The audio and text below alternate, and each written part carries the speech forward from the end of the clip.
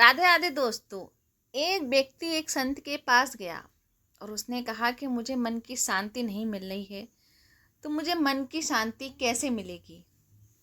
तो इस पर एक प्रेरक कथा है, वो आपको सुनाते हैं हम। कि राजा हमेशा रहता था अशांत। एक संत ने उसे ध्यान करने की सलाह दी, लेकिन फिर भी उसे शांति नहीं मिली। पुराने समय में एक राजा के पास महल, सेवक, स्वादिष्ट भोजन सब कुछ था, लेकिन फिर भी उसका मन हमेशा बेचैन रहता था। एक परेशानी थी तो दूसरी आ जाती थी। एक दिन राजा अपने राज्य में घूमने निकला। रास्ते में उसे एक संत की छोटी सी कुटिया दिखाई दी। राजा उनके पास गया। संत ध्यान में बैठे थे। जब उन्होंने आंखें खोली तो राजा ने उन्हें प्रणाम किया और बोला, गुरुदेव, मेरे पास सब कुछ है, लेकिन फिर भी मैं परेशान रहता हूँ। कोई ऐसा उपाय बताइए जिससे मेरी सभी समस्याएं खत्म हो जाएं।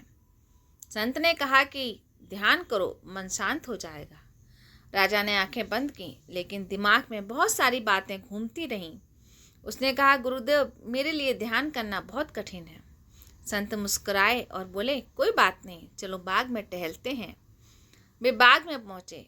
राजा का हाथ गलती से एक कांटेदार पौधे को छू गया और उसे कांटा चुभ गया। खून निकलने लगा। संत ने उसका इलाज किया और बोले, राजन, एक छोटा सा कांटा चुभा तो खून निकला और दर्द हुआ। सोचो, जब मन में गुस्सा, लालच, जलन जैसे कई तरह के कांटे जब चुभे हों तो कितनी पीड़ा होती है। संत ने कहा कि जब तक मन में से ये कांटे नहीं निकलते हैं, शांति नहीं मिल सकती। इन्हें छोड़ दो, तभी जीवन में सच्चा सुख मिलेगा। राजा को संत की बातें समझ में आ गईं। राजा ने ये बुराइयां छोड़ने का संकल्प लिया और उसके बाद जीवन में सकारात्मक बदलाव आने शुरू हो गए। तो एक कहानी से हमें ये सिद्ध मिलती है कि बाहरी सुख सीमित है, आंतरिक सुख अनंत है।